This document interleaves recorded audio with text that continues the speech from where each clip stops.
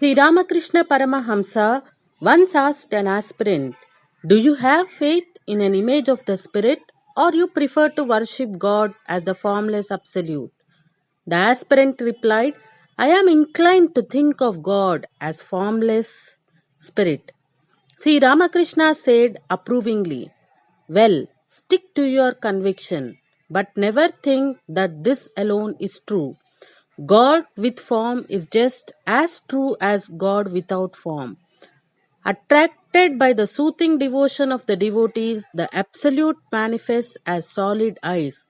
But before the sun of wisdom, the same evaporates away into formless air. He is limitless, and so are the ways to realize him. Rabindranath Tagore found in him a perfect orchestration of diverse divine notes so far played by the saints and sages of all religions. He literally practiced all well known divine paths like Christianity, Islam, Sufism, Vedanta, and Bhakti cult, and experienced the same oneness, which produced a unifying divine symphony. Experiential percepts. The fashionable preaching of religious tolerance appears to be ridiculous before his all validating vision. Who are you to tolerate? Recognize each as right for the right people, catering to diverse necessity. Once you step into spirituality, the right direction flows from within. Intense yearning is essential for spiritual realization, above religious rituals and beliefs. The gravitational pull of strong attachment to sex and wealth pulls us down and blinds us. Cosmic delusion is so blinding that we forget the absolute impriments of all worldly things and remain ignorantly engrossed in them. God alone is nearest of the near, dearest and dearest of the dear.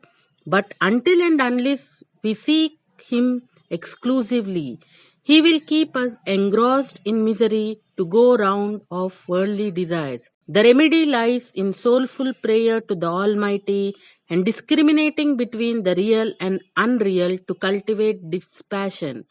Since we are bound by mortal attractions, renunciation is the key to immortality. While those who adopt monkhood renounce formally, householders need to practice mental renunciation.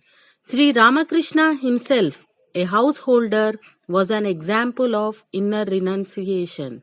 The traditional concept of compassion for all creatures found different connotations in him. Who are you to exhibit compassion for the manifestation of the omnipresent? Take the opportunity to serve them as divine manifestations and love them as your own expanded self. Serving your own expanded self evokes divine love by which the Absolute is eternally attracted. His nature is love, the centripetal force of the inner and outer world of creation. The reciprocity of divine love between the devotee and God is a transcendental joy forever that is inseparable from Brahma. Since divine realization is preconditioned by dissolution of ego, nothing succeeds like complete surrender to the Almighty. God alone is the doer and not we.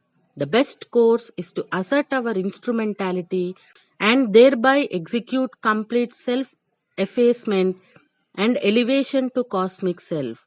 Sri Ramakrishna made the profound spiritual path fairly simple and devoid of dogmatism, with universal appeal. He synthesized diverse views on God and divine paths, realizing, loving, and finally being one with the divine, with total surrender constitute the keynote of his spiritual essence.